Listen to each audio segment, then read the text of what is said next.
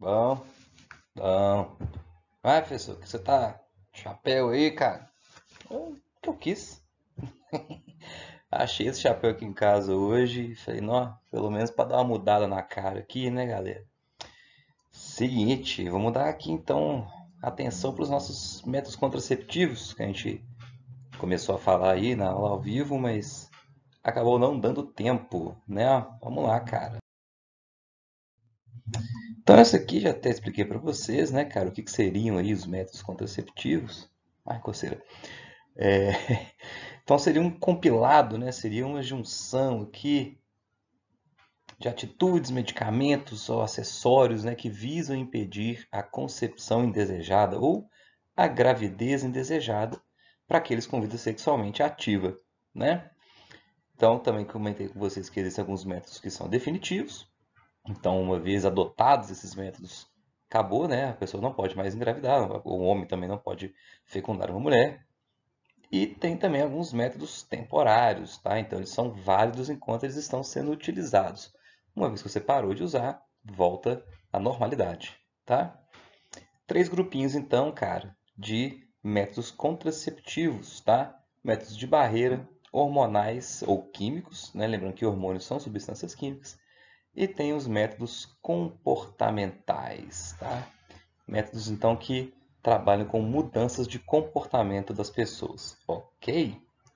Bom, na verdade, nessa aula de hoje, o que eu programei foi o seguinte. Eu vou falar sobre alguns métodos contraceptivos aqui, né, na aula, na videoaula, mas eu quero dar continuidade para os métodos contraceptivos que eu comecei a falar na aula ao vivo, na própria aula ao vivo, tá? Então, eu vou falar de algumas coisinhas aqui e na aula ao vivo eu vou falar de outros métodos. E por que que eu optei em fazer assim? Porque os métodos que eu vou trabalhar na aula ao vivo, pode ser que eles gerem mais dúvidas na cabeça de vocês, tá? E eu acho que é mais legal se eu estiver presente no momento que vocês estiverem aprendendo isso, que as dúvidas vão surgindo e eu vou tirando as dúvidas, né, ao mesmo tempo. Então, eu acho que é mais proveitoso, tá? Então hoje, nessa videoaula, eu vou falar aqui primeiramente sobre métodos contraceptivos que nós classificamos como métodos de barreira. Perfeito? Então, métodos de barreira.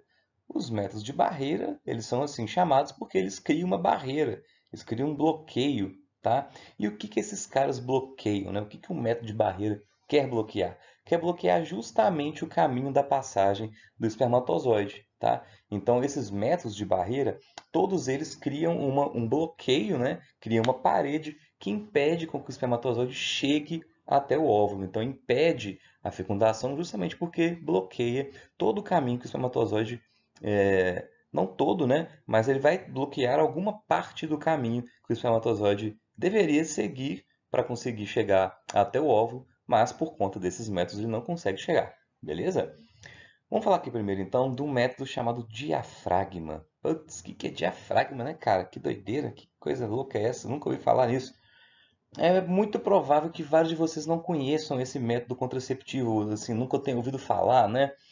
Porque é o seguinte, o diafragma, esse método contraceptivo, ele já não é mais tão popular hoje em dia, como ele já foi em períodos anteriores aí, por exemplo, década de 80, década de 90, né? O diafragma ele era muito mais utilizado antes do que ele é hoje em dia. Não estou falando que não exista, tá, diafragma mais, não estou falando que as pessoas não usem. Mas o que eu quero dizer é que ele é menos comum do que ele já foi em outros momentos da nossa história, tá? Da história da humanidade. O que que esse cara faz? O diafragma tem como função bloquear a entrada do útero, né? Então, lembrando aqui comigo que eu tenho a vagina, né? O canal vaginal ele vai fazer conexão com o útero. Esse útero, ele é o caminho, o espermatozoide para chegar até o óvulo, ele precisa passar pelo útero e chegar lá nas tubas uterinas. Se eu bloqueio o útero, eu bloqueio também o caminho do espermatozoide.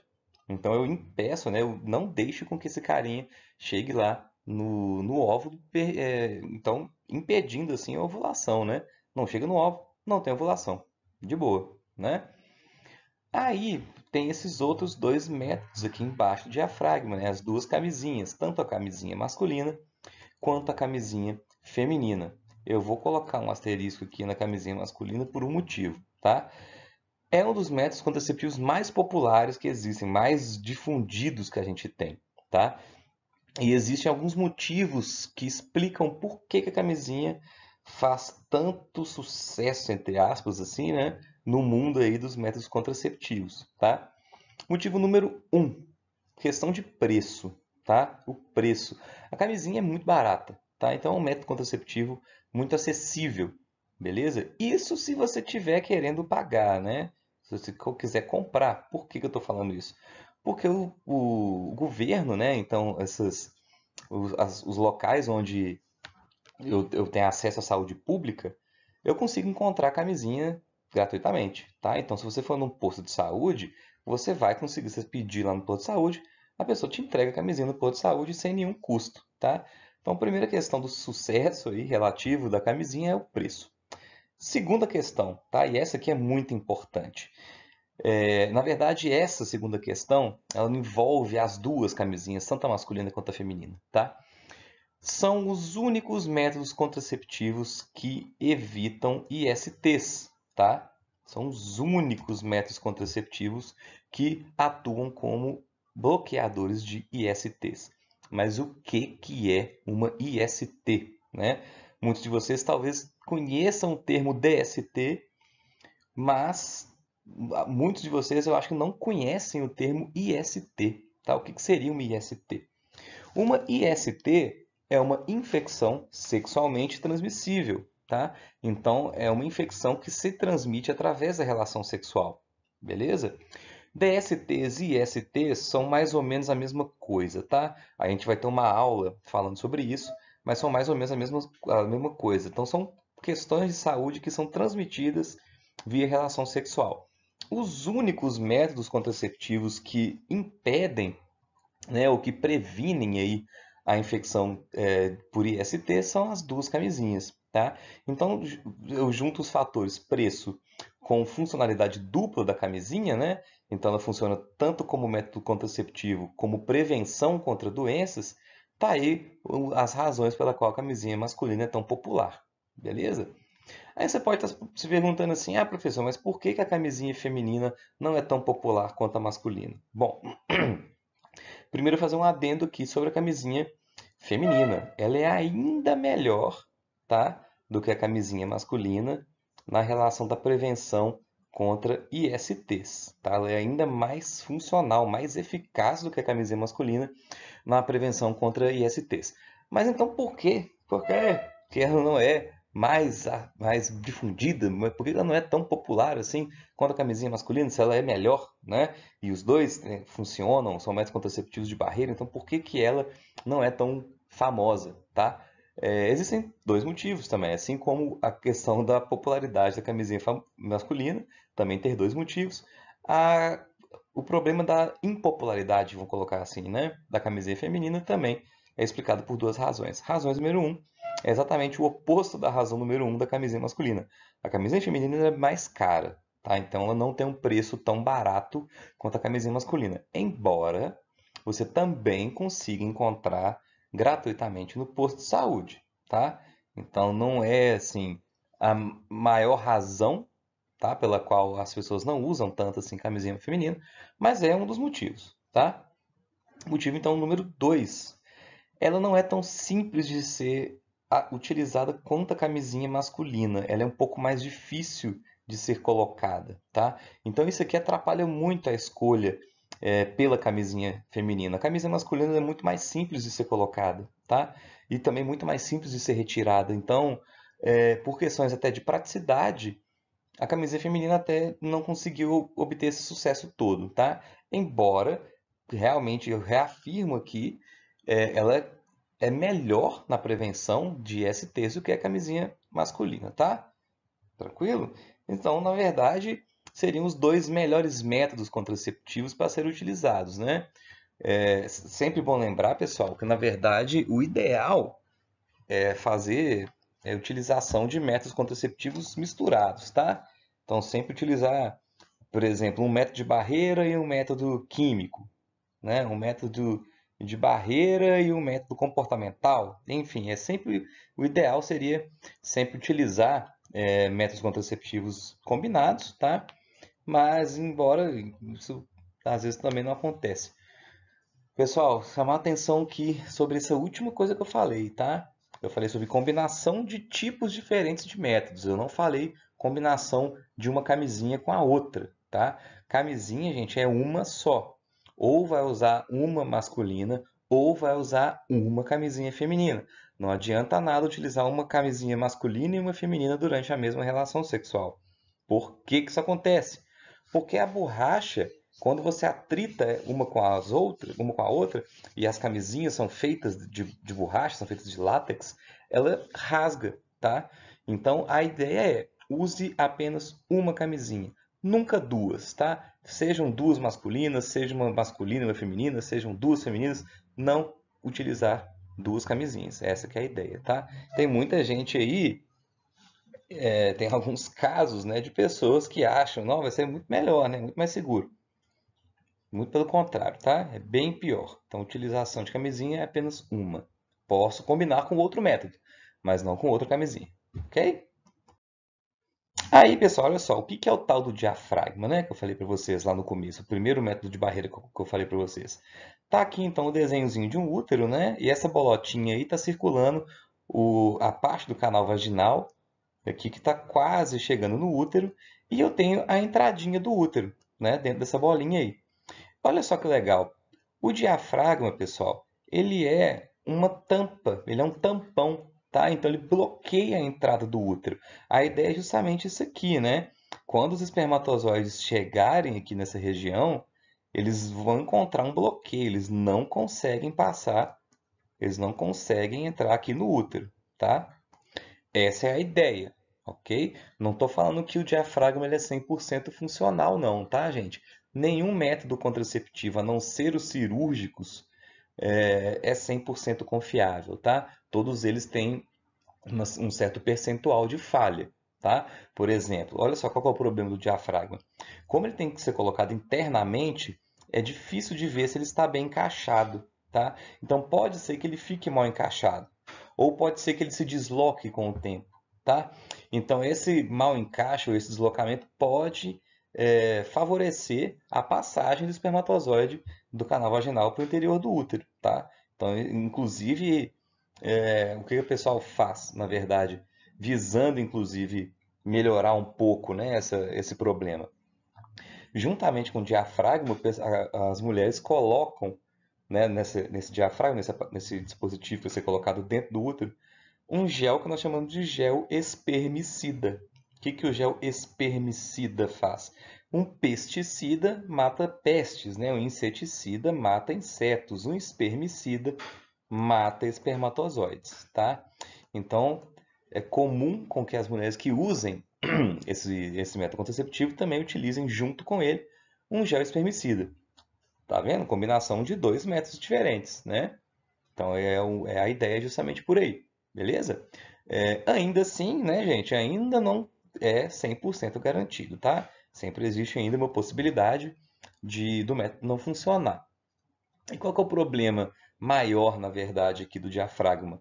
Embora ele também seja um método de barreira como as camisinhas, ele não protege em nada na transmissão de infecções sexualmente transmissíveis, tá? Então é uma grande falha aí deste método.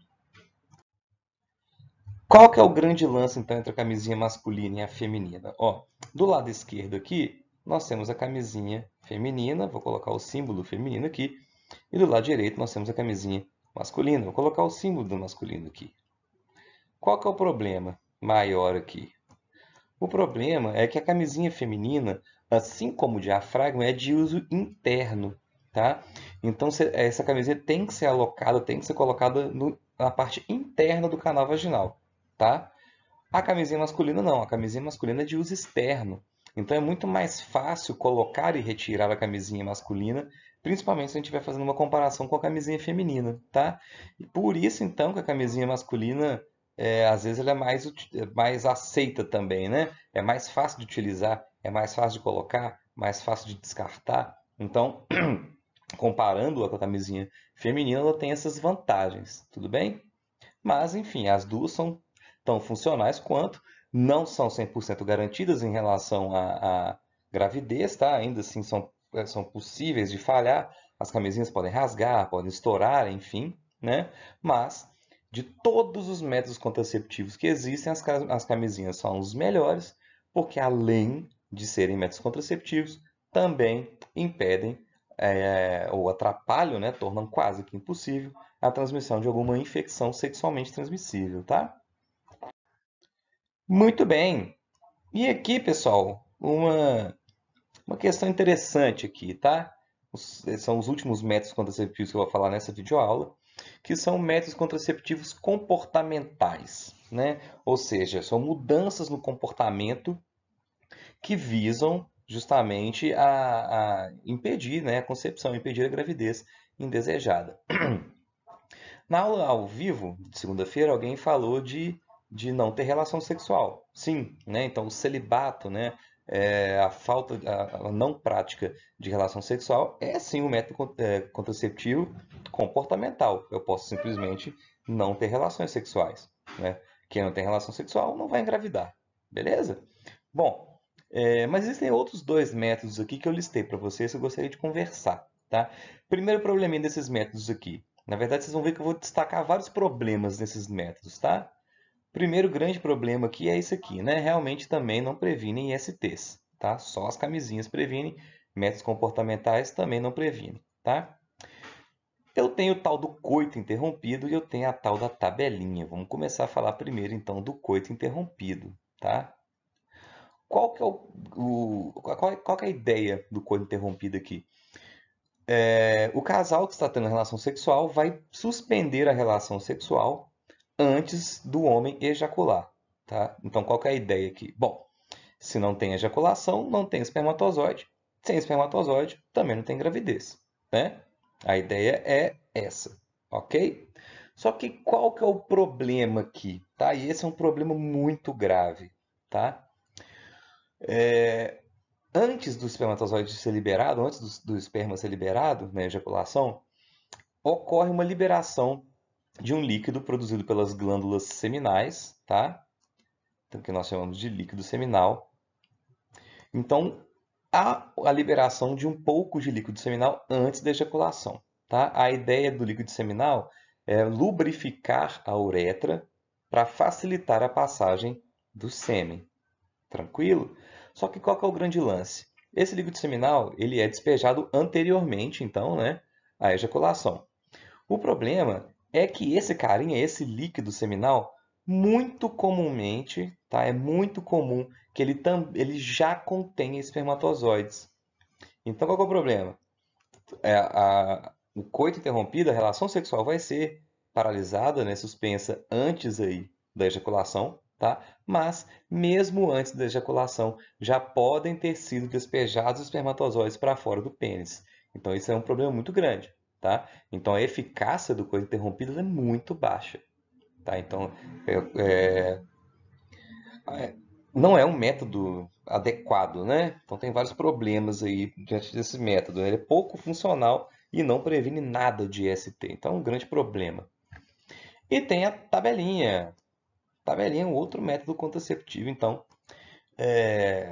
comportamental, né? São mudanças de comportamento aí. Qual que é a ideia aqui, gente?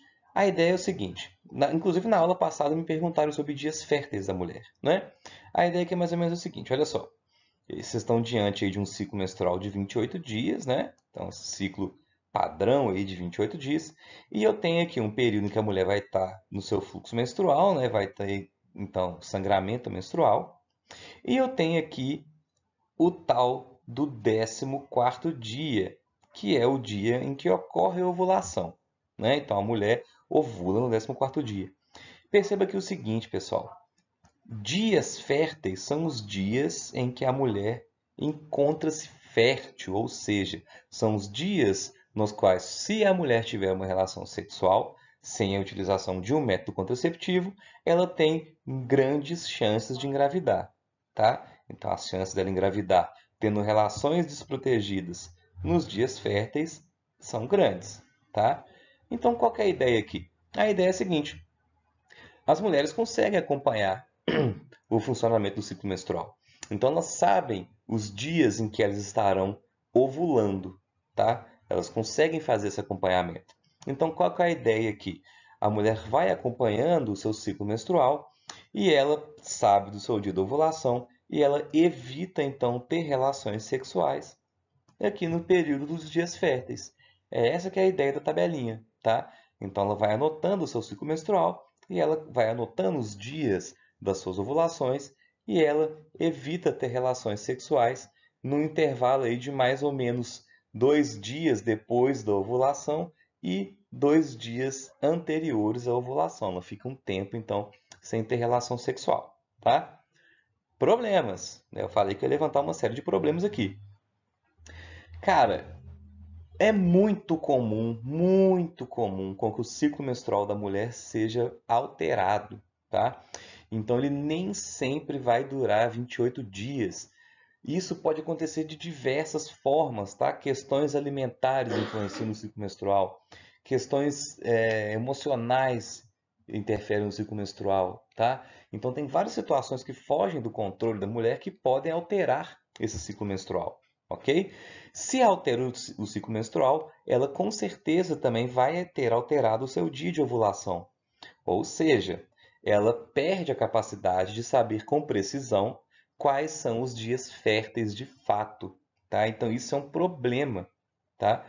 Porque a tabelinha pode simplesmente falhar na maioria das vezes.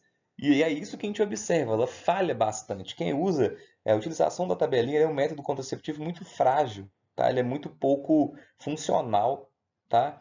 Na verdade, pessoal, inclusive, o que que acontece com a tabelinha hoje em dia? É claro que no passado, quando não existiam outros métodos contraceptivos, não tinha camisinha, não tinha pílula, não tinha cirurgia, não tinha nada. Esses dois métodos comportamentais eram os únicos que poderiam ser utilizados, né? Então você poderia misturar os dois. O problema é que eles realmente são pouco funcionais, tá, gente? Mas hoje em dia a gente tem acesso a outros métodos muito mais funcionais, né? E muito mais práticos também. Mas a tabelinha continua tendo uma importância muito grande, tá? Principalmente para aquelas mulheres que querem engravidar.